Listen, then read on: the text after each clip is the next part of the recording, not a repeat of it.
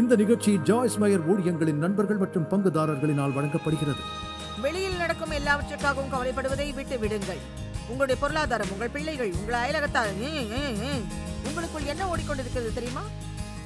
கிறிஸ்து எனக்குள், கிறிஸ்துவை மரித்தோரிலிருந்து எழுப்பின அதே ஆவியானவர் எனக்குள் இருக்கிறார். என்னை பலப்படுத்துகிற கிறிஸ்துவினாலே நான் என்ன செய்திட வேண்டுமோ அதை செய்திட எனக்கு பலனும்.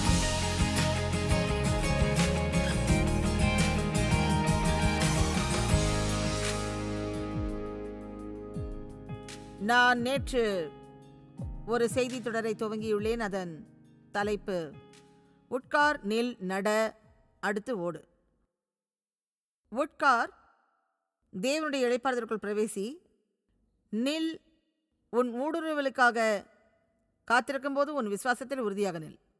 சத்ருவுக்கு எதிராக உறுதியாக நின்றிடு, ஏனென்றால் அவன் உங்களை வெறுக்கிறான். மேலும் உங்கள் வாழ்வின் எந்த பகுதியிலும் நீங்கள் முன்னேற்றம் அடைவதை அவன் விரும்புவது இல்லை.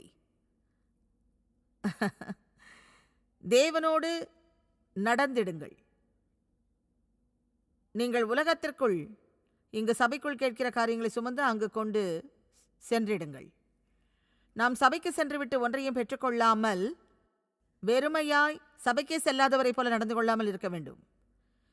மிக அருமையாக ஒரு வசனம் சொல்கிறது, நாம் கிறிஸ்துவுக்குள் ஸ்தானாதிபதிகளாக இருக்கிறோம்.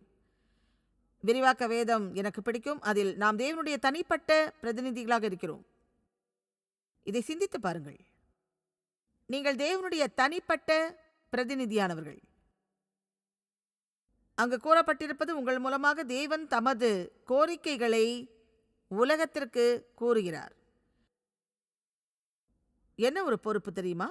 என்ன ஒரு ஸ்லாக்கியம்! மேலும் நமக்கு இருக்கும் மிகப்பெரிய வேலை, நாம் மறுபிறப்பு அடைந்த பிறகு வேதம் சொல்வதை நாம் கற்றுக்கொள்ள வேண்டும். ஏனென்றால் அதுதான் தேவனுடைய சித்தமாக இருக்கிறது. அது நம் வாழ்க்கைக்கான வழியாக இருக்கிறது. அதோடு கூட உலகத்திற்குள் சென்று அதன்படி வாழ்ந்திட வேண்டும். காரின் பம்பர் ஸ்டிக்கும் கழுத்தில் சிலுவை அணிந்து கொள்வது மட்டும் போதாது. இந்த உலகத்திற்குள் இறங்கி நாம் வாழ்ந்து காட்ட வேண்டும். எனவே இப்போது நாம் தேவனோடு நடப்பதை குறித்து தான் இன்றைக்கு பார்க்க போகிறோம். குறிப்பாக விசுவாசத்தில் நடப்பதை குறித்து பேச இருக்கிறோம். ஏனென்றால் இது ஒன்று, நாம் தேவனுடைய இளைப்பாறுதலில் தரித்திருக்க ஒரே வழியாக காணப்படுகிறது. தேவனுக்குள் இளைப்பாறுவதன் முக்கியத்துவத்தை பற்றி உங்களுக்கு தெரியுமா என்று எனக்கு தெரியாது. என்னால் நிச்சயமாக சொல்ல முடியும், நான் விரக்தியுள்ள கிறிஸ்தவளாக இருந்தேன். இப்போது சமாதானம் உள்ளவளாக இருக்கிறேன். என் நாட்களை ஆனந்தமாக கழித்து கொண்டு வருகிறேன். எந்த நேரமும் சமாதானத்தோடு இருக்கிறேன். எல்லா விரக்தியையும் சோர்வுகளையும் மேற்கொள்கிறேன். ஒருவேளை இன்றைக்கு இங்கு வந்திருக்கும் உங்களுக்கு உங்கள் மீதே விரக்தி இருக்கலாம். நீங்கள் என்னவாக இருக்க வேண்டுமோ அப்படி இருக்கும்படி கடினமாக முயற்சித்தும் ஒவ்வொரு முறை தோல்வி அடைந்திருக்கலாம். உங்களுக்கு ஒன்று சொல்லட்டுமா? இன்றைய செய்தி உங்களுக்கானதுதான். உங்கள் குடும்பத்தினால் நீங்கள் விரக்தி அடைந்திருக்கலாம். உங்களுடைய வாலிப பிள்ளைகளால் விரக்தி இருக்கலாம். பொருளாதாரத்தினால் விரக்தி ஏற்பட்டிருக்கலாம். தேவன் நம்மை விரக்தியோடு இருக்க அழைக்கவில்லை. அவருடைய இளைப்பாறுதலில் பிரவேசிக்க அழைத்திருக்கிறார். தேவனுடைய இளைப்பாறுதலில் பிரவேசிக்க ஒரே வழி என்ன தெரியுமா? நான் உள்ளார்ந்த பகுதியை சொல்கிறேன். வெளியில் எப்பேற்பட்ட புயல் வீசிக்கொண்டிருந்தாலும் பிரச்சனை இல்லை. உங்களுக்குள் ஒரு சமாதானம் இருந்தால் நீங்கள் வாழ்க்கையை எல்லா விதத்திலும் சந்தோஷமாக அனுபவிக்க முடியும். அந்த இளைப்பாறுதலை தக்க வைத்துக் கொள்ள ஒரே வழி தேவன் பேரில் விசுவாசமாக இருப்பது ஒன்றுதான். மரியாளும் மார்த்தாளும் லாசருவிற்காக இயேசுவிடம் வந்தபோது அவன் மரித்திருந்தான். வேதம் சொல்கிறது, அவன் வியாதிப்பட்டிருக்கிறான் என்று அறிந்து அவனுக்கு உதவி செய்யும்படி கடந்து செல்வதற்கு முன்பு இயேசு 2 நாட்கள் காத்திருந்தார். அங்கு சொல்லப்பட்டிருப்பது, அவர் மார்த்தாளையும் மரியாளையும் நேசித்தார். அவர் 2 நாட்கள் அங்கே தரித்திருந்தார். சில வேளைகளில் தேவன் நம்மை அதிகமாக நேசித்தாலும் நமக்கு தேவைப்படும் நேரத்தில் நம்மை விடுவித்திடாமல் இருந்திடுவார். காரணம், நம்முடைய பிரச்சனைகளை நமது சக்தியை மீறி செல்லும் வரை பொறுத்திருந்து பிறகு நாம் அவருக்கு நன்றியுள்ளவர்களாக இருக்கும்படியான ஒரு ஊடுருவலை தந்திடுவார். ஆமென். அவர் கூறுகிறார், நான் உனக்கு சொல்லவில்லையா? நீ விசுவாசிப்பாய் என்றால் தேவனுடைய மகிமையை கண்டிடுவாயே. விசுவாசிகள் என்ன செய்ய வேண்டும்? விசுவாசிக்க வேண்டும். நாம் காணாததை விசுவாசிக்கிறோம். அதுதான் விசுவாசம். விசுவாசம் என்பது நம்பப்படுகிறவைகளின் உறுதியும் காணப்படாதவைகளின் நிச்சயமாயிருக்கிறது. நீங்கள் பார்த்துவிட்டால் விசுவாசம் இருக்க வேண்டிய அவசியம் இருக்காது. விசுவாசம் என்பது உங்கள் இருதயத்தில் தோன்றுவது, சூழ்நிலைகளில் நிறைவதற்கு முன் வருவது. ஆனால் நீங்கள் மெய்யாக தேவனை நம்பி அவரை விசுவாசத்தில் அதை பெற்றுக்கொள்வதற்கு முன்பே அருமையான உணர்வு உண்டாகும். சரி, பழைய உடன்படிக்கையில், நியாயப்பிரமாணத்தின் உடன்படிக்கையில் அவர்கள் வனாந்தரத்தில் இருந்தபோது தேவனுடைய இளைப்பாறுதலுக்குள் பிரவேசிக்கும்படியான சந்தர்ப்பத்தை பெற்றிருந்தனர். ஆனால் வெகு சிலரை, அதாவது யாருமே பிரவேசிக்கவில்லை. வேதம் சொல்கிறது அதற்கு காரணம் அவர்களுடைய அவிசுவாசம் என்று. அங்கே தரித்து நின்றார்கள் என்று எபிரேயர் 4 கூறுகிறது. இன்று வரை, இன்றைக்கு தேவனுடைய இளைப்பாறுதலுக்குள் பிரவேசிக்கும்படியான ஆசீர்வாதத்தை நீங்கள் இதுவரை அனுபவிக்காமல் இருந்திருந்தால் இன்றைக்கும் அந்த வாக்குத்தத்தம் உங்களுக்காக ஆயத்தமாயிருக்கிறது. நீங்கள் உங்களில் விரக்தியோடு இங்கு வந்தவர்கள் தேவனுடைய இளைப்பாறுதலோடு கடந்து சென்றிடுவீர்கள். உங்களால் புரிந்து கொள்ள முடிகிறதா? பரிசுத்த ஆவியின் வல்லமையோடு இன்றைக்கு நான் சொல்ல முயற்சிப்பது இதுதான். நீங்கள் விரக்தி இல்லாத ஒரு வாழ்க்கை வாழக்கூடிய ஒரு நிலைக்கு உங்களால் வந்திட முடியும். பொதுவாக நாம் சோர்வடைந்திருவோம், விரக்தி அடைவோம். ஆனால் அதே நிலையில் இருக்க வேண்டிய அவசியம் இல்லை. ஏனென்றால் தேவ இளைப்பாறுதலை விட்டு வெளியே இருக்கிறீர்கள் என்பதை உணர்ந்து கொண்ட மாத்திரத்தில் ஒரு தீர்மானத்தை எடுக்கும் நொடியில் அதற்குள் பிரவேசிக்கலாம். நான் கவலைப்பட மாட்டேன், நான் தேவனை நம்புகிறேன், உங்கள் மீது கோபமாகவே இருக்க மாட்டேன், உங்களை நான் மன்னிக்கிறேன், மேலும் என்னுடைய வாழ்வில் தேவன் இடைப்படும்படிக்கு அவர் மீது நம்பிக்கையாக இருந்திடுவேன் என்று சொல்லுங்கள். இங்குள்ள எத்தனை பேர் மற்றவர் மீது கோபமாக இருக்கிறோம் என்று தெரியாது. தேவனே நமது நீதிபரர். Oh my God! நான் வளர்ந்து வந்த நாட்களில் எனக்கு கொடுமை செய்ததால் என் தகப்பனை வெறுத்திருக்கிறேன். அது எனக்கு எந்த பலனையும் அளித்ததில்லை, அவரை அது பாதிக்கவும் இல்லை. நீங்கள் யார் மீது கோபமாக இருக்கிறீர்களோ அவர்களுக்கு உங்கள் கோபம் எந்த பாதிப்பையும் ஏற்படுத்துவதில்லை. அதை பற்றி கொஞ்சமும் கவலைப்படாமல் நேரத்தை கழித்துக் கொண்டிருப்பார்கள். இதில் காயப்பட்ட நபர் நீங்கள் மட்டும்தான். தேவன் நம்மிடம் மற்றவர்களை மன்னிக்கும்படி சொல்லும்போது அது நமக்கு தயை செய்கிற காரியம். நீங்கள் கோபமாக இருந்தால் தேவனுடைய இளைப்பாறுதலில் ஜீவிக்க முடியாது. நீங்கள் எப்போதும் கவலையோடும் விரக்தியோடும் இருந்தால் தேவனுடைய இளைப்பாறுதலில் வாழ்ந்திட முடியாது. தேவன் மாத்திரமே உங்கள் வாழ்க்கையில் செய்யக்கூடிய வேலைகளை நீங்கள் செய்ய முயற்சிக்க கூடாது. உங்களுடைய தற்போதைய இலக்கு என்ன? நீங்கள் யாரை இலக்காக கொண்டிருக்கிறீர்கள்? என்னை விட்டால் போதும் என்று நினைக்கக்கூடிய நபர்கள் யாராவது உங்கள் சக்கரத்தில் சிக்கிக் கொண்டிருக்கிறார்களா? எனக்கு எப்போதும் யாராவது ஒருவர் ஒரு ப்ராஜெக்டாக இருப்பார். பல சமயம் அது டேவாக இருப்பார். என் பிள்ளைகள் கூட, அதாவது என் பிள்ளைகள் எனக்கு பித்து பிடிக்க செய்வார்கள் என்று நினைத்திருந்தேன். எனக்கு 4 பிள்ளைகள் இருக்கிறார்கள். இப்போது எல்லோரும் எங்களோடு இணைந்திருக்கிறார்கள். என் 2 மகன்கள் தான் ஊழியத்தை பார்த்து கொள்கிறார்கள். அனைத்து ஊழிய நிகழ்ச்சிகளையும் ஒழுங்கு செய்கிறார்கள். மேலும் எங்கள் 2 மருமகன்களும் எனக்கு உதவியாக இருக்கிறார்கள். நிச்சயம் என்னை பைத்தியமாக்காமல் விடமாட்டாள் என்று நினைத்த என்னுடைய மகள் ரொம்ப சுட்டித்தனமாக இருப்பாள். ஒழுக்கமே இருக்காது, குழப்பவாதி. நீங்கள் ஒருவேளை இதை கேட்டிருப்பீர்கள் என்று நினைக்கிறேன். நீ என் கூட இந்த வீட்டில் இருக்கணும்னு நினைச்சேன். உங்கள் பிள்ளைகளிடம் இந்த வார்த்தைகளை நீங்கள் சொல்லியிருக்கிறீர்களா? நீ என் கூட இந்த வீட்டில் இருக்கணும்னா நீ இப்படி செய்ய அனுமதிக்க முடியாது. இருந்தாலும் அதைத்தான் செய்வாங்க இல்லையா? அவள் சுத்தமே இல்லாமல் இருப்பாள். ஆனால் இப்போது அவள் தான் என்னை பார்த்துக் கொள்கிறாள். உண்மையில் அவள் எங்கள் பொருளாதாரத்தை பார்த்துக் கொள்கிறாள், எங்களுக்கு உதவியாக இருக்கின்றாள், எல்லா விதங்களிலும் உதவி வருகிறாள், எனக்கு சகலத்தையும் நேர்த்தியாக செய்கின்றாள். அவள் வளர்ந்து வந்த அந்த நாட்களில் அவள் தினமும் காலையில் எழுந்திருப்பாளா என்ற சந்தேகம் இருந்து வந்தது. ஆக நீங்கள் எந்த விஷயங்களை குறித்து விரக்தியாக இருக்கிறீர்களோ அவற்றிற்காக தேவனை விசுவாசித்து துவங்குங்கள்.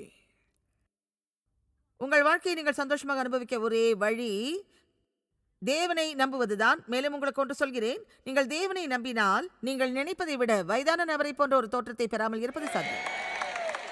நீங்கள் 40 வயதில் தேவனை விசுவாசியாமல் இருந்தால் நீங்கள் 60 வயது நிரம்பியோரை போல் காணப்படுவீர்கள். தேவனை நம்பினால் 70 வயசானாலும் சரி, 50 வயசு தான் தெரியும். ஆமென். வருகிற ஜூலையில் டேவுக்கு 80 வயதாகிறது. அவரை பார்க்கும்போது அவருக்கு வயது 65 போல் இருக்கிறார். அவர் எதை பற்றியும் கவலைப்பட மாட்டார். உங்களுக்கு டேவை பிடித்திருந்தாலும் சரி, அல்லது தேவை பிடிக்கவில்லை என்றாலும் சரி, பரவாயில்ல, அவருக்கு அவரை பிடிக்கும். அவரால் முடிந்தாலும் சந்தோஷமாக இருப்பார். உண்மையாக சொன்னால் நீங்கள் அதிகம் கவலைப்பட்டால் வெகு சீக்கிரத்தில் உங்களுடைய சரீரத்திலும் முகத்திலும் வயது முதிர்ச்சியின் தோற்றம் உண்டாகும். என்னுடைய ஜெபம் என்ன தெரியுமா? இந்த வேளையில் இங்கு இருப்பவர்களில் உங்களில் பெரும்பாலானோர் நீங்கள் இங்கிருந்து வெளியில் செல்லும்போது இதை புரிந்து கொண்டவர்களாக சொல்ல வேண்டிய விஷயம் அவ்வளவுதான். இனி என் வாழ்க்கையில் விரக்திக்கு இடமில்லை, வருத்தத்திற்கும் சோர்வுக்கும் இடமே இல்லை. நான் தேவனுடைய இளைப்பாறுதலில் பிரவேசித்திடுவேன். எபிரேயர் கூறுகிறது, விசுவாசிக்கிறவர்கள் எவர்களோ அவர்களே தேவனுடைய இளைப்பாறுதலில் பிரவேசித்திடுவார்கள். பழைய உடன்படிக்கைக்கு கீழ் பிரதான ஆசாரியன் ஜனங்களுடைய பாவங்களுக்காக வருடத்தில் ஒருமுறை பாவ நிவாரண பலியிட சென்றிடுவார். அப்போது அவர் தனது பாவங்களுக்காகவும் நிவாரண பலி செலுத்த வேண்டும். அவருடைய வஸ்திர தொங்கலின் கீழாக சிறிய மணிகளும் மாதுளைகளும் தைக்கப்பட்டு இருக்கும். அதற்கு ஒரு நோக்கம் இருக்கிறது. ஏனென்றால் உடன்படிக்கைப்படி அவர் பின்பற்றிய அந்த உடன்படிக்கை கிரியைகளை சார்ந்த உடன்படிக்கையாகவே அவருடைய பாவ நிவாரணத்திற்காக செய்ய வேண்டிய சகல கிரியைகளையும் பரிசுத்த ஸ்தலத்திற்குள் இருக்கும் நேரத்தில் செய்வார். இரத்தத்தை தெளிப்பது போன்ற பலவிதமான காரியங்கள் செய்வார். விசேஷித்த சுத்திகரிப்புகளை செய்வார்.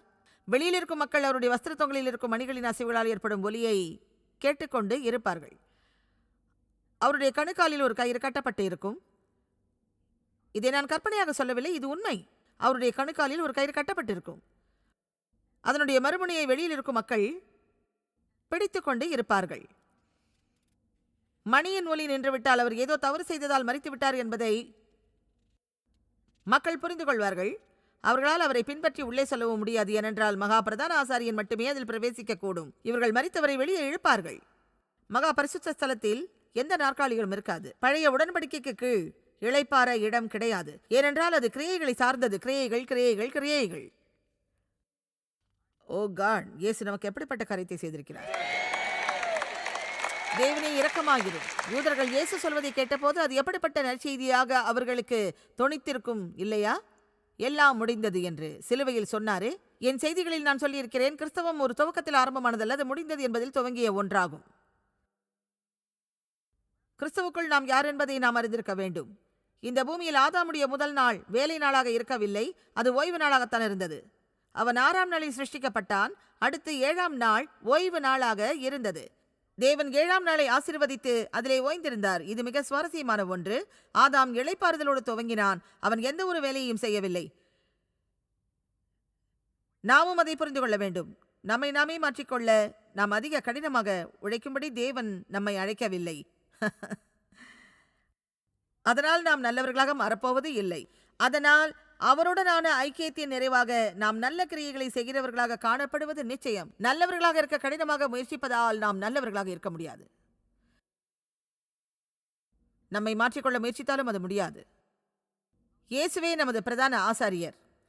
அவர் தன் பாவங்களுக்கு நிவாரண பலி செலுத்த அவசியம் இல்லை, ஏனெனில் அவர் பாவம் செய்யவில்லை. இருப்பினும் அவர் மனு உருவாக இங்கு வந்தார். அதனால் நாம் கடந்து செல்லும் பாதைகளை அவர் அறிந்திருக்கிறார். நமக்கு மகா பிரதான ஆசாரியர் உண்டு என்று எபிரேயர் 4 கூறுகிறது. நம்முடைய பலவீனங்களை குறித்து பரிதபிக்க கூடாத பிரதான ஆசாரியர் நமக்கு இராமல் எல்லா விதத்திலும் நம்மை போல் சோதிக்கப்பட்டும் பாவமில்லாதவராயிருக்கிற பிரதான ஆசாரியரே நமக்கு இருக்கிறார். அதாவது நாம் எதிர்கொள்ளும் எல்லா சோதனைகளையும் அவர் அறிந்திருக்கிறார். நாம் எதிர்கொள்ளும் சகல அனுபவங்களையும் அவரும் அனுபவித்திருக்கிறார். இருப்பினும் அவர் பாவம் செய்யவில்லை. ஆகவே அவரே இறுதியான தியாகமாகி இருக்கிறார். மேலும் வேதம் கூறுகிறது, அவர் பரத்திற்கு ஏறிச் சென்றார். கவனியுங்கள், அவர் அமர்ந்தார். எனக்கு இது மிகுந்த ஆவலை ஏற்படுத்தியது. வேதத்தில் எதற்காக அவர் வீற்றிருக்கிறார் என்று அழுத்தமாக சொல்லப்பட்டிருக்கிறது. சிங்காசனத்தில் வீற்றிருக்கிற தேவனானவர். இது நமக்கு சொல்கிற விஷயங்களை விட மிக அதிகமாகவே யூதர்களுக்கு நிறைய விஷயங்களை கூறுகிறது. ஆனால் அதை அவர்கள் புரிந்து கொள்ளவில்லை.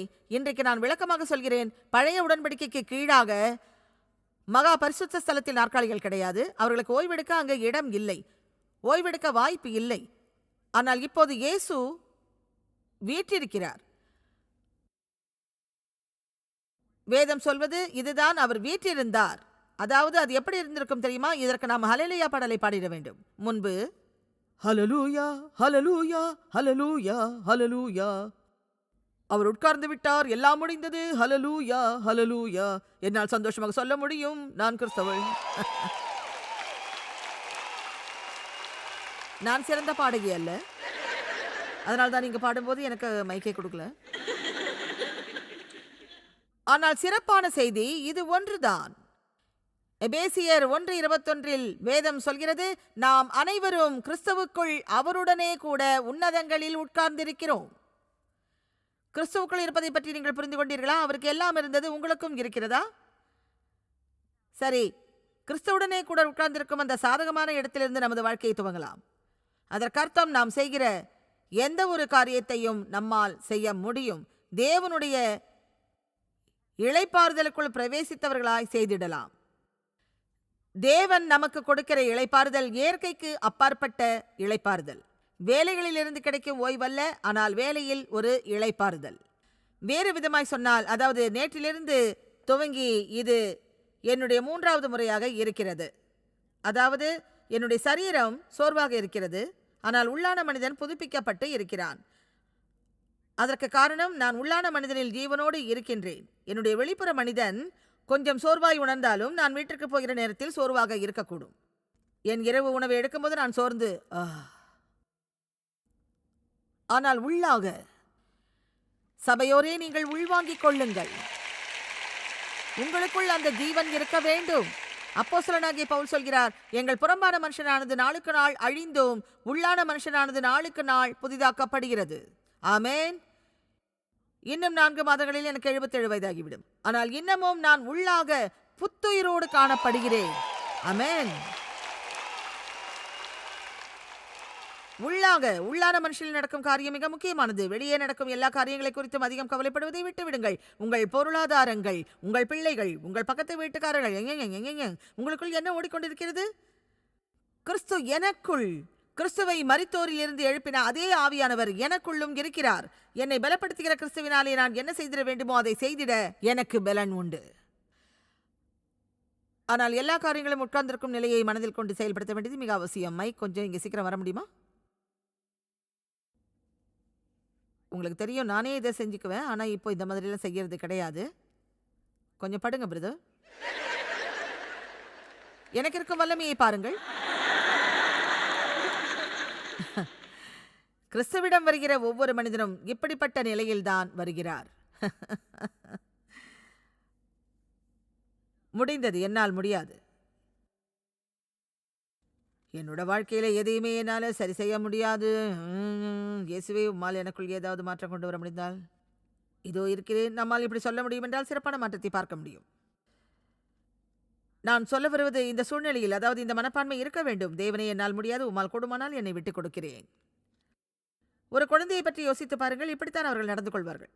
கிறிஸ்துவுக்குள் குழந்தையாக இருப்பவரின் துவக்கம் இப்படித்தான் இருக்கும். இது ஒரு பிரச்சனை அல்ல, ஆனால் இந்த ராஜ்யத்துக்குள் கிட்டத்தட்ட 30 வருடங்களாக இருந்தும் இப்படியே படுத்துக் கொண்டிருந்தால் ஏதோ பிரச்சனை இருக்கும். ஆகவே முதலாவது, ஒரு குழந்தை கற்றுக்கொள்ளும் காரியம் எப்படி உட்காருவது என்பது. எனவே பாஸ்டர் மைக், கொஞ்சம் உட்கார்றீங்களா? ஆல்ரைட். குழந்தைகள் முதலாய் உட்கார கற்றுக்கொள்ளும் போது எவ்வளவு பெருமையாக உணர்வார்கள் தெரியுமா? அது ரொம்ப ரொம்ப பெரிய விஷயமாக இருக்கும். அதே போல கிறிஸ்தவர்களின் முதல் வேலை கிறிஸ்துவுடனே கூட உன்னதங்களில் உட்கார்ந்திருக்கும் நிலையை கற்றுக்கொள்ள வேண்டும்.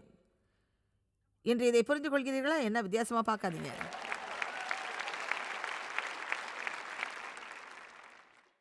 எப்படி உட்காருவது என்று கற்றுக்கொண்ட பிறகு நீங்கள் நிற்க முற்படலாம். அதனால் இப்போது நீங்கள் பிசாசுக்கு எதிர்த்து நிற்க முடியும். சோதனைகளும் உபத்திரவங்களும் வரும்பொழுது உங்களால் உறுதியாக நிற்க முடியும். விசுவாசத்தோடு நிற்க முடியும். படுத்திருக்கும் நிலையில் இருந்து நேரடியாக உங்களால் நிற்க முடியாது. அது சாத்தியமற்றது. முதலாவது கற்றுக்கொள்ள வேண்டியது எப்படி உட்காருவது என்றுதான். நீங்கள் ஒரு கிறிஸ்தவராய் நடந்து கொள்கிறீர்கள் என்று வைத்துக் கொள்வோம். கொஞ்சம் எங்களுக்காக நடக்கிறீங்களா மைக்? நீங்கள் ஒரு கிறிஸ்தவராக நடக்கிறீர்கள். இப்போது ஒரு உதாரணத்திற்கு, நீங்கள் இடரல் அடைந்து பாவம் செய்து விழுந்து விடுகிறீர்கள்.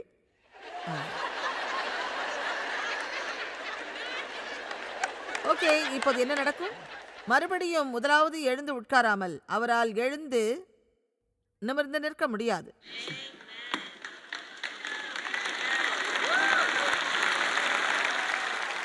இதை புரிந்து கொள்ளுங்கள்.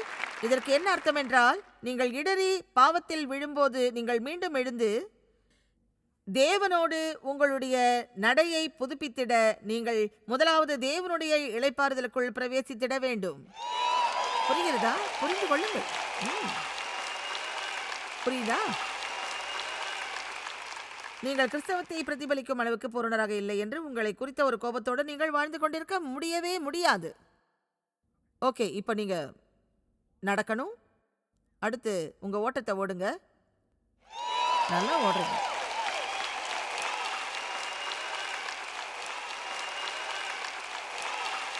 எனக்கு இந்த யோசனை பிடித்திருக்கிறது.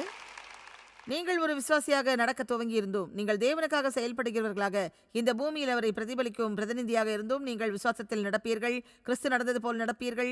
நீங்கள் இனி புறஜாதியாரை போல நடக்க மாட்டீர்கள். அப்படி இருந்தாலும் நீங்கள் சில தவறுகள் செய்யக்கூடும். ஒருவேளை இதை ஒரு பிரசங்கியாராக நான் சொல்வது சரியல்ல என்பது போல இருக்கலாம். பரவாயில்லை, பிரச்சனை இல்லை. ஏனென்றால் தேவன் இதை புரிந்து கொள்வார். பரவாயில்லைன்னு நான் சொன்னதும் கையை தட்டலாமா வேணாமான்னு யோசிக்கிறீங்கல்ல? ஒரு நோக்கத்துக்காக நீங்கள் ஏதோ ஒன்றை செய்ய வேண்டும் என்று நான் சொல்லவில்லை. ஆனால் நான் சொல்ல வருவது, அப்படி நீங்கள் தவறு செய்யும் போது உண்மையாய் நீங்கள் செய்ய வேண்டிய காரியம், ஐ எம் சாரி என்று செய்ததை ஒப்புக்கொள்ள வேண்டும். எனக்கு உதவும் தேவனே என்று சொல்லுங்கள். ஒருபோதும் இப்படி செய்ய மாட்டேன் என்று தேவனிடம் வாக்கு கொடுக்க வேண்டாம். ஏனென்றால் திரும்பவும் அதை செய்வீர்கள். அப்படிப்பட்ட விஷயத்தில் நேரத்தை வீணாக்க வேண்டாம். ஓ தேவனே, நீர் என்னை மன்னித்தால் போதும், நீ ஒருபோதும் அப்படி செய்ய மாட்டேன். நீங்க செய்வீங்க. நீங்க ஒருவேளை தேவனே என்னை தயவாய் மன்னியும், இனி திரும்ப செய்யக்கூடாது என்று ஜெபித்திருக்கிறேன், செய்யாமல் இருப்பேனான்னு தெரியாது. அப்படி செஞ்சாலும் நீர் என்னை நேசித்து நான் மேற்கொள்ளும் வரை என்னோடு இருக்க போகிறீரே, அதற்காக உமக்கு நன்றி என்று சொல்லுங்க. தேவன் ஒருபோதும் உங்கள் நிமித்தம் சோர்வடைய மாட்டார். நீங்கள் கிறிஸ்துவுக்குள் நீதிமானாக இருக்கிறீர்கள். அதற்கு என்ன அர்த்தம் என்று தெரியுமா? நீங்கள் இதுவரை பாவமே செய்யாதவர் போல மாற்றப்பட்டிருக்கிறீர்கள். உங்கள் மீது நீங்களே கோபமாக இருப்பதில் சோர்வடைந்து விட்டேன். இனியும் வேண்டாம். உங்களுக்கு ஒரு இடைவெளி கொடுங்கள். இயேசு இறுதியான பலியை செலுத்தி விட்டார். இதற்கு மேல் இன்னொரு பலி அவசியப்படுவது இல்லை. இனி தேவையில்லை. உங்கள் பாவங்களுக்கு விலையாக நீங்கள் அவமான உணர்வோடு இருக்க அவசியம் இல்லை. புரிகிறதா? இன்று நீங்கள் விடுதலை பெற்றுக்கொள்ள வாஞ்சிக்கிறேன். ஒருவேளை ஒரு நபர் இன்றைக்கு விடுதலை பெற்றுக்கொண்டால் போதும், நான் சந்தோஷமாக வீட்டுக்கு போவேன். ஒன்றுக்கும் மேற்பட்டவர்கள் இருப்பீர்களோ? ஒரு நிகழ்வு என் நினைவுக்கு வருகிறது. குறிப்பாக ஒரு முறை ஷாப்பிங் சென்றிருந்தேன். எப்போதும் போல அவமானத்தின் மூட்டையை சுமந்து கொண்டிருந்தேன். என் வாகனத்தை பார்க்கிங் பகுதிக்கு மிக தொலைவில் நிறுத்தியிருந்தேன். அதனால் பொதுவாக பரிதாபமான நிலையில் அந்த கடைக்குள் நுழைந்தேன். உங்களை குறித்து நீங்களே வருத்தத்தோடு இருக்கும்போது சில நேரம் உங்களை நீங்களே வருத்திக் கொள்ளும் நிலையில் நடந்து கொள்வீர்கள். பரிசுத்த ஆவியானவர் பேசுவதை கேட்டேன். ஜாய்ஸ், இந்த பாவத்தை மேற்கொள்ள என்ன திட்டம் வைத்திருக்கிறாய்? அதற்கு விடை தெரியும். நான் சொன்னேன், ஓ இயேசு எனக்காக சிலுவையில் மரித்த போது செய்த அந்த பலியின் பலனை பெற்றுக்கொள்கிறேன். உடனே பரிசுத்த ஆவியானவர் என்னிடம் சொன்னதை கேட்டேன். அது எப்போன்ற திட்டம் இருக்கா? உங்கள் பாவங்களுக்காக இயேசு மரித்தார் என்று உங்களை எத்தனை பேருக்கு தெரியும்? உங்கள் பாவங்களுக்கான விலைகிரயத்தை அவர் செலுத்திவிட்டார் என்று எத்தனை பேருக்கு தெரியும்? பரவாயில்லை. எப்போது அதை நீங்கள் பெற்றுக்கொண்டு உங்களை நீங்கள் மன்னிக்கப் போகிறீர்கள்? நான் வளரும் நாட்களில் வன்கொடுமைக்கு ஆளானேன். என்னிடம் ஏதோ தவறு இருக்கிறது என்ற எண்ணம் இருந்தது. என்னிடம் என்ன தவறு, அது என்னுடைய தவறுதான் என்று நினைத்திருந்தேன். இங்கிருப்பவர்கள் யாருக்காவது அப்படி இருக்கிறதா என்று தெரியாது. உங்கள் சிறு வயதில் பாலியல் வன்கொடுமைக்கு ஆளானவர்களுக்கு இந்த எண்ணம் இருந்திருக்கிறதா? என்னிடம் என்ன தவறு இருக்கிறீர்களா? சரி, நல்லது. உங்களிடம் எந்த விதமான தவறும் கிடையாது. அப்படி உங்களை நடத்திய அந்த நபருக்குள் தான் தவறு இருக்கிறது. ஆனால் சிறு பிள்ளையாக உங்களுக்கு அது தெரியாது. அதனால் நீங்கள் என்னிடம் ஏதோ தவறு இருக்கிறது என்ற பாரத்தோடு வாழ பழகிவிட்டீர்கள். மேலும் நீங்கள் கிறிஸ்துவை ஏற்றுக்கொண்ட போதும் உண்மையாக உங்களுடைய மனம் புதிதாக்கப்பட்டு கிறிஸ்துவுக்குள் நீங்கள் யார் என்று புரிந்து கொள்ளும் வரை நீங்கள் சிறு சிறு தவறுகள் செய்யும் ஒவ்வொரு முறையும் உங்களுக்குள் வெட்கத்தின் உணர்வும் குற்ற உணர்வும் தலை தூக்கும். சில சமயம் அது நாள் கணக்காக வாரக்கணக்காக இருக்கும். வெட்க உணர்வு இல்லாத போது வெட்கத்தின் உணர்வோடு காணப்பட்டேன். அது குறித்து அதிக ஜாக்கிரதையோடு இருந்தேன். அதாவது இந்த வெட்கம் மற்றும் குற்ற உணர்வோடு எனக்கு மிகப்பெரிய பிரச்சனை இருந்தது. நான் சென்ற எல்லா இடங்களுக்கும் காணக்கூடாத ஒரு பாரமாக என் பின்னே சுமந்து கொண்டிருந்தேன். நான் ஏற்கனவே தேவனுடைய வார்த்தையை போதிக்கவும் என் வாழ்வில் தேவ அழைப்பை பின்பற்றவும் முயற்சித்தேன். ஆனால் இவற்றின் நிமித்தம் மிகப்பெரிய போராட்டம் இருந்தது. எத்தனை பேர் வெட்கம் மற்றும் குற்ற உணர்வால் போராடி கொண்டிருக்கிறீர்கள்? எனக்கு விருப்பம் இல்லை. அதாவது நான் பார்க்க விரும்புகிறேன். நீங்கள் ஒரு நீண்ட கால விசுவாசியாக இருந்திருக்கலாம். ஆனால் வேதம் சொல்கிறது, யாராவது ஒருவர் எங்கே கிறிஸ்துவுக்குள் இருந்தால் புது சிருஷ்டியாய் இருக்கிறான். பழையவைகள் ஒழிந்து போயின, எல்லாம் புதியதாயின. இது 2 கொரிந்தியர் 5:17 2 கொரிந்தியர் 5:21 கூறுகிறது, நாம் அவருக்குள் தேவனுடைய நீதியாகும்படிக்கு பாவமறியாத அவரை நமக்காக பாவமாக்கினார். எங்கே? கிறிஸ்துவுக்குள். ஆகவே அவர் உட்கார்ந்திருக்கும் போது நானும் அவருடனே கூட உட்கார்ந்திருக்கிறேன். நான் தவறுகள் செய்திடும் போது தேவன் என்னை காண்கிறவராக இருக்கிறார். இதைத்தான் விரிவாக்க விதம் சொல்கிறது. அவரோடு கூட சரியான நிலையில் நான் தவறுகள் செய்தாலும் கூட என்னுடைய இருதயம் நேர்த்தியாக இருப்பதனால் நான் சரியானதை செய்ய விரும்புகிறேன். மேலும் என் தவறுகளுக்காக நான் மனம் வருந்துகிறேன். தேவன் என்னை அவரோடு கூட நேர்த்தியான ஸ்தானத்தில் தான் பார்க்கிறார். நாம் கிறிஸ்துவுக்குள் நீதிமானாக்கப்பட்டிருக்கிறோம். அதற்கு என்ன அர்த்தம்? நாம் இதுவரை பாவமே செய்யாதவர் போல நீதியாக பார்க்கப்படுகிறோம். புரிகிறதா? உங்களை குறித்து நீங்களே கோபமாக இருப்பதால் நான் சோர்ந்து போயிருக்கிறேன். உங்களுக்கு ஒரு இடைவேளை கொடுங்கள். இயேசு இறுதியான பலியை செலுத்தி விட்டார். இதற்கு மேல் இன்னொரு பலி அவசியப்படுவது இல்லை. இனி தேவையில்லை. உங்கள் பாவங்களுக்கு விலையாக நீங்கள் அவமான உணர்வோடு இருக்க அவசியம் இல்லை. புரிகிறதா? இன்று நீங்கள் விடுதலை பெற்றுக்கொள்ள வாஞ்சிக்கிறேன். ஒருவேளை ஒரு நபர் இன்றைக்கு விடுதலை பெற்றுக்கொண்டால் போதும், நான் சந்தோஷமாக வீட்டுக்கு போவேன். ஒன்றுக்கும் மேற்பட்டவர்கள் இருப்பீர்களோ? ஒரு நிகழ்வு என் நினைவுக்கு வருகிறது. குறிப்பாக ஒரு முறை ஷாப்பிங் சென்றிருந்தேன். எப்போதும் போல அவமானத்தின் மூட்டையை சுமந்து கொண்டிருந்தேன். என் வாகனத்தை பார்க்கிங் பகுதிக்கு மிக தொலைவில் நிறுத்தியிருந்தேன். அதனால் பொதுவாக பரிதாபமான நிலையில் அந்த கடைக்குள் நுழைந்தேன். உங்களை குறித்து நீங்களே வருத்தத்தோடு இருக்கும்போது சில நேரம் உங்களை நீங்களே வருத்திக் கொள்ளும் நிலையில் நடந்து கொள்வீர்கள். பரிசுத்த ஆவியானவர் பேசுவதை கேட்டேன். ஜாய்ஸ், இந்த பாவத்தை மேற்கொள்ள என்ன திட்டம் வைத்திருக்கிறாய்? அதற்கு விடை தெரியும். நான் சொன்னேன், ஓ, இயேசு எனக்காக சிலுவையில் மரித்த போது செய்த அந்த பலியின் பலனை பெற்றுக்கொள்கிறேன். உடனே பரிசுத்த ஆவியானவர் என்னிடம் சொன்னதை கேட்டேன். அது எப்போன்ற திட்டம் இருக்கா? உங்கள் பாவங்களுக்காக இயேசு மரித்தார் என்று உங்களை எத்தனை பேருக்கு தெரியும்? உங்கள் பாவங்களுக்கான விலைக்கிரயத்தை அவர் செலுத்தி விட்டார் என்று எத்தனை பேருக்கு தெரியும்? பரவாயில்லை. எப்போது அதை நீங்கள் பெற்றுக்கொண்டு உங்களை நீங்கள் மன்னிக்கப் போகிறீர்கள்? இன்றைக்கு நீங்கள் விடுதலையை பெற்றுக்கொள்ள வேண்டும். உங்களில் சிலர் 10 வருடங்களாக சிலவற்றை சுமந்து கொண்டு இருக்கிறீர்கள். அதை குறித்து அத்தனை வருடங்களாக வருத்தப்பட்டுக் கொண்டே இருக்கிறீர்கள். அது உங்களுக்கும் உதவியாக இல்லை, தேவனுக்கும் உதவியாக இருப்பதில்லை. ஆமென். அவர் என்னிடம் என்ன சொன்னார் தெரியுமா? ஜாய்ஸ், நீ தவறாக எடுத்துக்கொள்ளாதே. ஒருவேளை உனக்கு அதிகப்படியான பிரச்சனைகள் இல்லாதிருந்தால் என்னுடைய பலியை நீ ஏற்றுக்கொண்டிருப்பாயா என்றார். உன்னுடைய தேவை எனக்கு அவசியமாக இருக்கிறது. ஆனால் அந்த சூழ்நிலையினால் எந்த பலனும் இல்லை. நாம் அப்படிப்பட்ட நிலையில் இருக்கும்போது, கொடூரமான மனுஷன், என்ன போல கட்டவன் யாரும் இல்லை, என்னை போல குழப்பங்கள் நிறைந்தவர் ஒருவர் இருக்க முடியாது, நான் குழப்பவாதி, எல்லாத்தையும் தவறாக தான் செய்வேன். நீங்கள் இதை விட்டுவிட்டு என்ன அறிக்கை செய்ய வேண்டும் என்றால், நான் தவறானவற்றை செய்கிறேன், அதற்காக மனம் வருந்துகிறேன், சரியானதை செய்ய விரும்புகிறேன். ஆனால் தேவன் என்னை நேசிக்கிறார் என்று தெரியும். இயேசுவின் ரத்தத்தால் நான் தேவனுக்கு முன்பாக சரியாக இருக்கிறேன் என்பதை அறிந்திருக்கிறேன். ஒன்று சொல்லட்டுமா? நீங்கள் பிசாசை கோபப்படுத்த விரும்பினால், அதாவது வெறுப்பேற்ற விரும்பினால், கிறிஸ்துவுக்குள் நீங்கள் யார் என்பதை அறிய துவங்குங்கள். இப்போது நான் எந்த விதத்திலும் நம்முடைய பாவங்களுக்காக நான் மனம் வருந்த அவசியமில்லை என்று நான் அறிவுறுத்தவில்லை. ஆனால் உங்கள் பாவங்களை உணர்ந்து நீங்கள் அதற்காக மனம் வருந்தி மனம் திரும்பி மன்னிப்பை பெறுவது நல்லது. இது ஒரு விதம். ஆனால் உங்களால் ஒன்றையும் நேர்த்தியாக செய்ய முடியவில்லையே என்று வாழ்நாள் முழுவதும் வருத்தப்பட்டு கொண்டே இருப்பது ஒரு விதம். கவனியுங்கள், உங்களில் நற்கிரியைகளை துவங்கினவர் அவற்றில் முற்றும் முடிய நடத்தி சென்றிடுவார். மேலும் வேதாகமம் சொல்கிறது, அவர் அதை இயேசு கிறிஸ்துவின் நாள் பரியந்தம் முடிய நடத்தி வருவார். ஆகவே இதனால் தான் நான் தவறுகள் செய்திருவேன், நீங்கள் தவறுகள் செய்வீர்கள் என்று எனக்கு தெரியும். என்னை குறித்து நான் இனி கவலைப்பட போவதில்லை. உண்மையில் கவலைப்படவே மாட்டேன். நான் எதை குறித்தும் பெரிதாக வெட்க உணர்வு அடைவதே கிடையாது. என்னைப் போல அதிகமாக பாதிக்கப்பட்ட நபராக நீங்கள் இருந்தால், உங்களில் சிலர் உங்கள் மீது மார்க்கத்தின் வரிகளோடு இருக்கிறீர்கள். நீங்கள் நினைக்கலாம், இப்படி சொல்வது ஆணவத்தை வெளிப்படுத்துகிறதே, வெட்கமான உணர்வே ஏற்பட்டது இல்லையா? சரி, தேவனுடைய வார்த்தையின்படி நான் அப்படி இருக்கக்கூடாது. கிறிஸ்து இயேசுவுக்குள் இருப்பவர்களுக்கு ஆக்கினை தீர்ப்பு இல்லை. என்னுடைய பாவத்திற்காக மனம் வருந்துகிறேன், என்னுடைய பாவத்திற்காக வருத்தப்படுகிறேன். என் பாவத்தை நினைத்து அழக்கூட செய்யலாம். ஆனால் நான் வெட்க உணர்வையோ குற்றப்படுத்துதலையோ தேவனை விட்டு விலகுவதையோ ஏற்பதில்லை. அவர் ஒருவரைத்தான் நான் முற்றிலும் சார்ந்திருக்க வேண்டும்.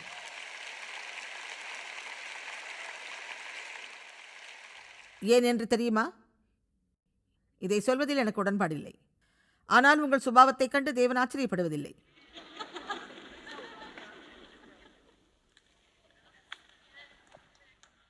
வேதம் சொல்கிறது நாம் ஒரு காரியத்தை செய்வதற்கு முன்பே என்ன செய்ய போகிறோம் என்பதை அவர் அறிந்திருக்கிறார் என்று.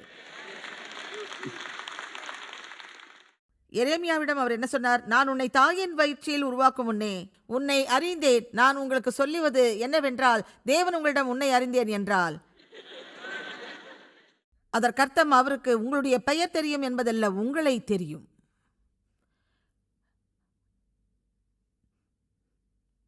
நான் உன்னை தெரிந்து கொண்ட பாத்திரமாக உருவாக்கி இருக்கிறேன். நாம் செய்கிற எல்லா தவறுகளின் மத்தியில் தேவன் நம்மை தெரிந்து கொண்டு நம்மை பயன்படுத்துகிறார். மேலும் வேதம் சொல்கிறது, அவரே இதை செய்கிறார். தங்களை ஞானிகளாக நினைப்பவர்களை திகைக்க வைக்கிறார். பயன்படுத்தப்பட முதலாவது தாழ்மை அவசியமாக இருக்கிறது. தேவன் உண்மையில் தள்ளப்பட்டவர்களை பயன்படுத்துகிறார். இந்த உலகம் யாரை குப்பை என்று எண்ணி பயனற்றவர் என்று ஒதுக்கி தள்ளுகிறதோ அவர்களை தேவன் பயன்படுத்துகிறார்.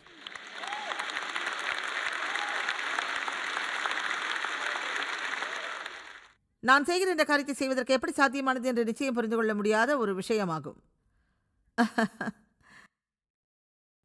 அதாவது 15 ஆண்டுகள் வன்கொடுமை. யாரோ ஒருவனை சந்திக்க அவனை திருமணம் செய்து கொண்டேன். காரணம், யாருக்கும் நான் தேவையில்லை என்று உணர்ந்தேன். அதனால் கிட்டத்தட்ட 5 வருடங்கள் போராட்டமும் உபத்திரவமும் உண்டானது.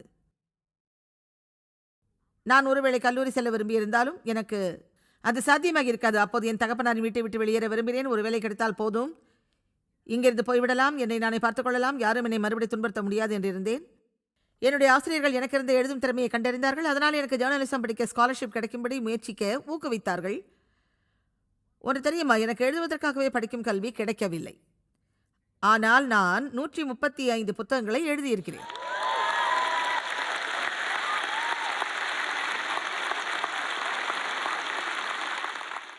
உண்மையில் நான் ஆங்கிலத்தில் தேர்ச்சி பெற்றது இல்லை. ஆம், உண்மை. ஆங்கிலத்தில் தேர்ச்சி பெறும் அளவிற்கு இல்லை. ஏனென்றால் அது வினை சொல்லா அல்லது வினையுறு சொல்லா என்றெல்லாம் பார்க்க மாட்டேன். நான் பேச வேண்டும், அவ்வளவுதான். அதாவது நான் உலகமெங்கிலும் இருப்பவர்களோடு பேச முடிகிறது.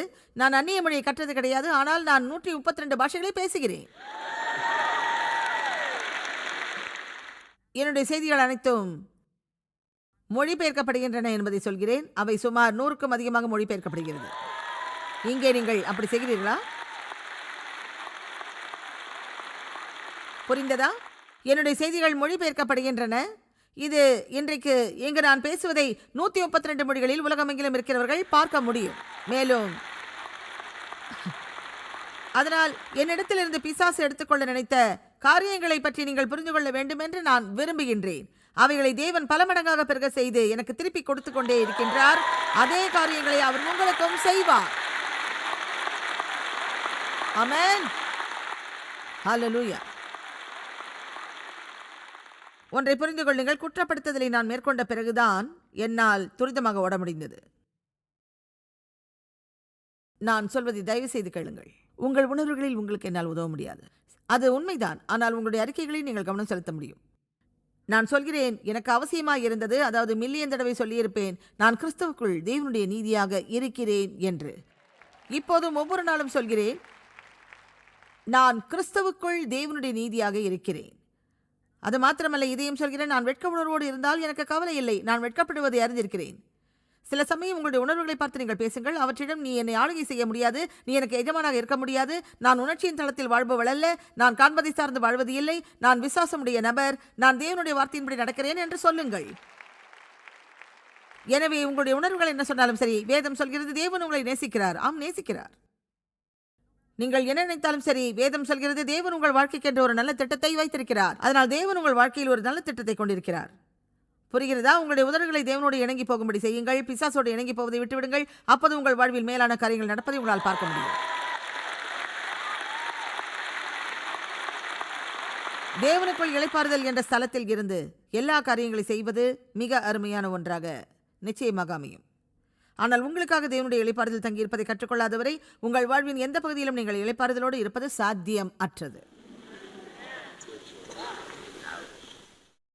ஆமா, எனக்கு அந்த அவுச் சத்தம் கேட்டுச்சு. இன்று இங்கு இருப்பவரில் யாருக்கெல்லாம் தங்களையே பிடிக்காது என்று எனக்கு தெரியாது. நான் ரொம்ப மோசமான குரலோடு இருப்பவள் என்று நினைத்தேன். எனக்கு என்னுடைய குரல் பிடிக்கவில்லை.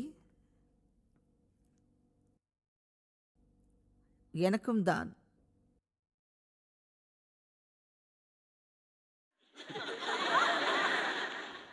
எனக்கும் தான் பிடிக்காது. ஆனா அதாவது இன்னமும் நான் யாரையாவது தொலைபேசியில் அழைத்தால்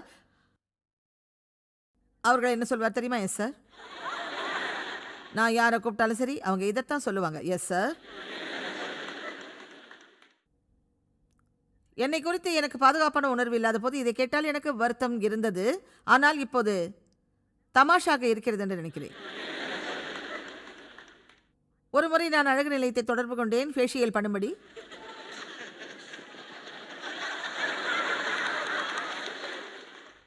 அந்த பெண், உங்களுக்கு முகத்தில் ரோமங்கள் இருக்கிறதா என்று கேட்டார். நான் யோசித்தேன். அவங்க சொல்கிறத நான் புரிஞ்சிக்கல. அதுக்கு பிறகு யோசிச்சுட்டு, ஆமாம், அதாவது அங்கங்கே இருக்கிற சிறு சிறு ரோமங்களை நினச்சேன். எல்லாருக்கும் இருக்குது இல்லையா? ஆமாம், அங்கங்கே கொஞ்சம் இருக்குன்னு சொன்னேன். நீங்கள் எதை கேட்குறீங்கன்னு எனக்கு புரியலன்னு சொன்னேன். அதுக்கு அவள், இல்லை உங்கள் முகத்தில் மீசை இல்லைனா தாடி இருக்கான்னு கேட்டேன்னா.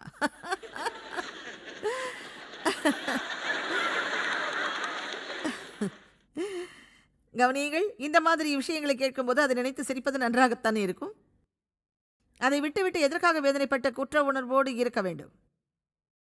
தேவன் எனக்கு கொடுத்திருக்கும் இந்த குரல் நல்லது என்று தான் நினைக்கிறேன். ஏனென்றால் பெரும்பாலான ஆண்கள் மெல்லிய குரல் கொண்ட பெண்களுக்கு செவி கொடுப்பதே இல்லை.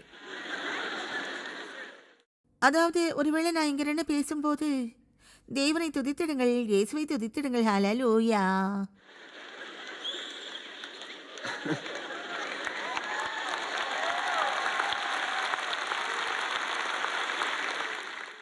ஆனால் எனக்கு கம்பீரமான குரல் இருக்கிறது. அதாவது எனக்குள் சில விஷயங்கள் இருக்கிறது. நாங்கள் சிகாகோவில் பிரசங்கிக்க போன சபையின் பார்க்கிங்கில் ஒரு இரவு எங்களுடைய வாகனத்தை நிறுத்தி இருந்தோம். ஒரு மோட்டார் சைக்கிள் எங்களுக்கு பக்கத்தில் இருந்து வந்தது. ஒரு பையன் பின்புறமாக ஒரு பேக் அணிந்திருந்தான். மேலும் அவன் குதிரைவால் போட்டிருந்தான், தாடி இருந்தது, லெதர் உடைகளை அணிந்திருந்தான். நான் யார் என்று தெரிந்து கொண்டான். என்னிடம் வந்து, ஹே, மேலும் அவன், உங்ககிட்ட ஒரு விஷயத்த சொல்லி ஆகணும் என்றான். அவன் சொன்னான், நீங்கள் ஒரு பெண்ணுன்னு தெரியாமல் உங்கள் செய்திகளை 6 மாசமா கேட்டுக்கிட்டு இருந்தேன்.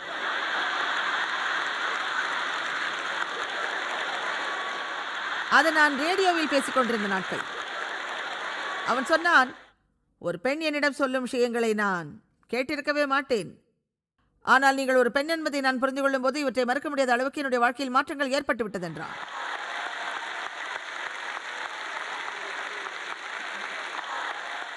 உங்களுக்கு ஒன்றை சொல்கிறேன். உங்களை பார்த்து நீங்களே வெறுக்கும் பல விஷயங்களைத்தான் தேவன் பயன்படுத்திட விரும்புகிறார். அதுவும் நீங்கள் அவருக்கு உங்களை விட்டுக் கொடுக்கும் போதுதான். ஆமென். என்னுடைய தொடை எனக்கு பிடிக்காது. சரி, உங்கள் தொடையோடு சமாதானமாயிருங்கள், அது உங்களுடையது.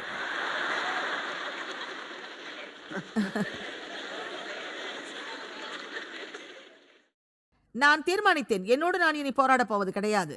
என்னிடத்தில் தேவன் எந்த விதமான மாற்றத்தை ஏற்படுத்தினாலும் எனக்கு அதில் சந்தோஷம்தான். தேவனுக்கு அது தெரியும். அவர் உங்கள் இருதயத்தை அறிந்திருக்கிறார். அவர் என் இருதயத்தையும் அறிந்திருக்கிறார். அவரை நான் நேசிப்பதை அறிந்திருக்கிறார். எல்லாவற்றையும் நேர்த்தியாக செய்து இயேசுவை போல நடக்கிறவர்களாக ஒருபோதும் எந்த தவறும் செய்யாமல் இருந்தால் மிக சந்தோஷமாக நான் இருப்பேன். ஆனால் ஒன்று, அப்படி எதுவும் நடக்காது என்று ஏற்கனவே தெரியும். ஏனென்றால் அப்படியெல்லாம் நல்லதாகவே இருந்திருந்தால் நாள் முழுவதும் நானாகவே இருந்திருப்பேன். தேவன் என்னை பயன்படுத்தியிருக்க முடியாது.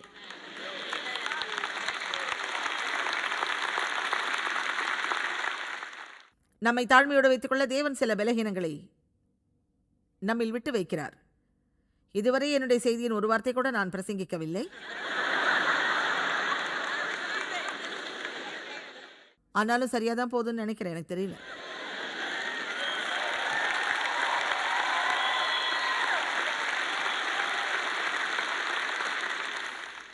உங்களுக்குள் நடக்கும் அந்த யுத்தத்திற்கு நீங்கள் ஒரு முற்றுப்புள்ளி வைப்பது நல்லது என்று விரும்புகிறேன். பிசாசு திரும்பவும் வர முயற்சிக்க மாட்டான் என்று நினைக்காதீர்கள். ஓ, நிச்சயம் வருவான். ஆனால் கிறிஸ்துவுக்குள் கிறிஸ்துவுக்குள் கிறிஸ்துவுக்குள் கிறிஸ்துவுக்குள் நாம் எல்லாமுமாக இருக்கிறோம்.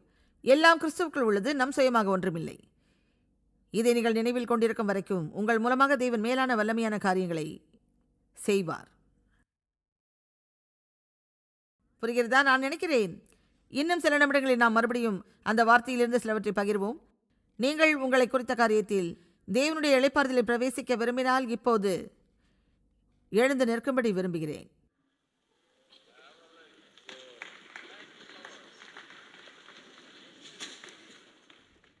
அருமை, நல்லது. ஏனென்றால் சபையில் 80% உள்ளவர்கள் இருக்கிறீர்கள். மிக அருமையாக இருக்கிறது. நல்லது. பிதாவே, இந்த அருமையான ஜனங்களுக்காக மரிக்கும்படி உம்முடைய குமாரனை அனுப்பினீரே. இவர்களுக்காக ஜெபிக்கிறேன். அவர்கள் உமக்குள் தங்கள் ஸ்தானத்தை அறிந்து கொள்ளும்படி நீர் அவர்களுக்கான விலைக்கரையும் செலுத்தினீர். எங்களுடைய வாழ்க்கையில் மிகப்பெரிய குழப்பத்தில் இருந்தோமானால் உமக்குள் மேலான காரியங்களை எங்களால் செய்ய முடியும். பிசாசின் சகலவிதமான ஆவிகளை நான் கண்டிக்கிறேன். வெட்க உணர்வு, குற்ற உணர்வு, சுய வெறுப்பு, விருப்பமில்லாமை, சுய சந்தேகங்கள். இங்கிருக்கும் ஒவ்வொரு நபரும் இங்கிருந்து கடந்து செல்லும்போது உங்களுக்குள் தங்களுடைய ஸ்தானத்தை அறிந்தவர்களாய், உம்மோடு உள்ள தங்களுடைய உறவின் நிலையை அறிந்தவர்களாக, உம் இளைப்பாறுதலை பிரவேசித்தவர்களாய் கடந்து செல்ல ஜெபிக்கிறேன். நாங்கள் மகிமையின் மேல் மகிமை, மகிமையின் மேல் மகிமை அடைகிறோம். அவர்கள் இருக்கிற அந்த மகிமையை அவர்கள் ஆனந்தமாக அனுபவிக்க ஜெபிக்கின்றேன். இதிலிருந்து அடுத்த நிலைக்கு அவர்கள் கடந்து சென்றிடட்டும். உங்கள் மீது ஆசீர்வாதத்தை கோருகிறேன். தேவனோடு உள்ள உங்கள் உறவில் எங்கு இருக்கிறீர்கள், நீங்கள் யார் என்பதை அறிந்து சமாதானத்தோடு இருப்பீர்களாக. இயேசுவின் நாமத்தில் ஆமேன். நல்லது, நீங்கள் உட்காரலாம். எனக்கு அருமையான உணர்வு ஏற்படுகிறது. சரியான செய்தியை பகிர்ந்திருக்கிறேன், அப்படித்தானே? தேவனோடு நம்முடைய நடை உட்காருவது, நிற்பது, நடப்பது, அடுத்து இறுதியாக உங்கள் ஓட்டத்தை ஓடிட வேண்டும். ஆமென். இப்போது என் ஓட்டத்தை நான் ஓடிக்கொண்டிருக்கிறேன். ஆனால் எப்படி உட்கார வேண்டும் என்பதை கற்றுக்கொள்ளாமல் இருந்திருந்தால் என்னால் இதை செய்திருக்க முடியாது. நம்முடைய நடை குறித்து வேதம் நமக்கு என்ன சொல்கிறது? விசுவாசத்தில் நடவுங்கள். 2 கொரிந்தியர் 5:7. நாங்கள் விசுவாசித்து நடக்கிறோம். தேவனுடனான மனுஷனுடைய உறவு எப்படிப்பட்டது? தெய்வத்துவத்திற்கு அடுத்த காரியம் என்ன என்பதை அறிந்து உணர்ந்தவர்களாய் நாங்கள் எங்கள் வாழ்க்கையை நிலைப்படுத்தி நடந்து கொள்கிறோம். நாங்கள் காண்கிறவர்களை கண்டு தரிசித்து நடப்பவர்கள் அல்ல. விசுவாசத்தை குறித்து இன்னும் சொல்ல விரும்புகிறேன், ஆனால் முழுவதும் சொல்ல முடியுமா என்று தெரியவில்லை. ஆனால் நாம் அன்பில் நடக்க வேண்டும். உண்மையை சொல்கிறேன், என்னை பொறுத்தவரை இந்த 2 காரியங்கள் தான் எல்லாவற்றிலும் மிக முக்கியமான ஒன்றாகும். அதாவது அப்போஸ்தலரும் கூட நிருபங்கள் ஒன்றில் சொல்லியிருக்கிறார், நாங்கள் செய்கிற அனைத்து காரியங்களுக்கும் ஒரே நோக்கம், நீங்கள் விசுவாசத்திலும் நடக்க வேண்டும், அன்பில் நிலைத்திருக்க வேண்டும் என்பதே. விசுவாசமானது அன்பினால் மாத்திரமே கிரியை செய்திடும். கலாத்தியர் 5:6 கூறுகிறது. தேவன் நம்மை நேசிக்கிறார் என்பதை அறிந்து கொள்ளாமல் நமக்கு எப்படிப்பட்ட விசுவாசம் இருந்தாலும் சரி, அந்த விசுவாசம் எல்லாவற்றையும் கடந்து செல்ல நமக்கு பலன் அளித்திராது. மற்றவர்களோடு அன்பில் நடந்து கொள்ளுதல் மிக மிக அவசியமானதாகும். உங்களை காயப்படுத்தினவர்களை மன்னித்திடுங்கள். மற்றவர்களிடத்தில் கனிவாக இருங்கள். மற்றவர்களிடத்தில் இரக்கமாக இருங்கள். மற்றவர்களுக்கு நல்லதை செய்திருங்கள். அடுத்தவர்களில் உள்ள சிறந்ததை பாருங்கள். தேவையுள்ள மக்களுக்கு உதவுங்கள். உங்கள் வாழ்க்கை முழுவதும் ஆசீர்வாதம் வேண்டும் என்று ஜெபிப்பதில் மட்டும் செலவிடுவதை விட மற்றவர்களுக்கு ஆசீர்வாதமாக இருப்பதில் செலவிடுங்கள்.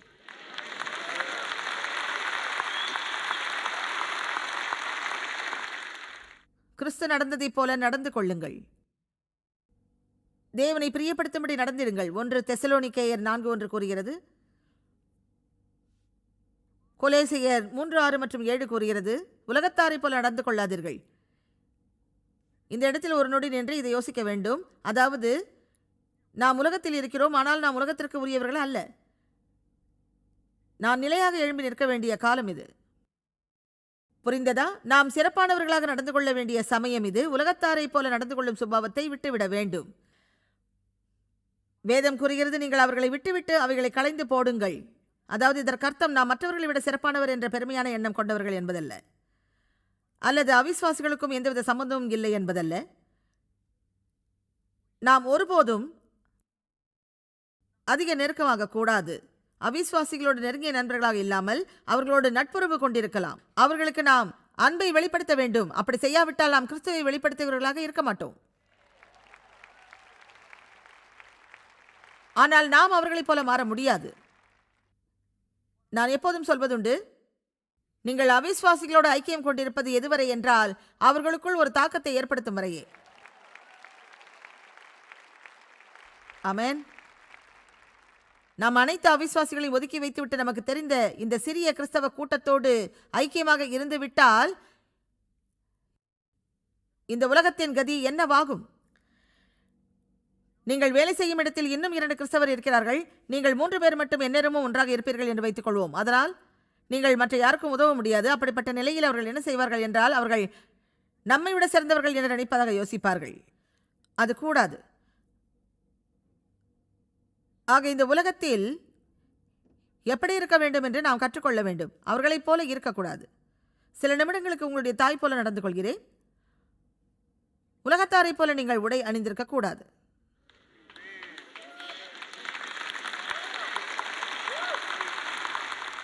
ஒரு நிமிடம் நான் தெளிவாக ஒரு விஷயத்தை சொல்லட்டுமா? பெண்களே, நாங்கள் இதையெல்லாம் பார்க்க விரும்பவில்லை. நான் சொல்ல துவங்கினதை சொல்ல மாட்டேன். நீங்கள் மிக சிறிய ஸ்கர்ட் அணிய அவசியமில்லை. கீழே உட்காரும்போது கீழே இருக்கும் எல்லாம் தெரிய வேண்டிய அவசியமில்லை. அதுபோல நீங்கள் அணிகிற பேண்ட்டுகள் எல்லாவற்றையும் வெளிப்படுத்துவது போல இறுக்கமாக இருக்க அவசியமும் இல்லை. ஐ எம் சாரி, ஆனால் எப்படி உடை அணிய வேண்டும் என்று சிலருக்கு சொல்ல வேண்டியது அவசியம். அவர்களுக்கு அது புரியாது. இதுதான் இப்போதைய ஸ்டைல் என்பார்கள். இல்லை, நாம் தேவ பிள்ளைகள் போல உடை அணிய வேண்டும். அதற்காக நீங்கள் அழகாகவோ பல வர்ண உடைகளையோ அணியக்கூடாது என்று அர்த்தமாகாது.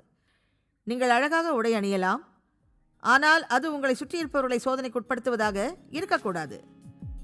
புரிகிறதா? யாராவது இதை சொல்லித்தானே ஆக வேண்டும்.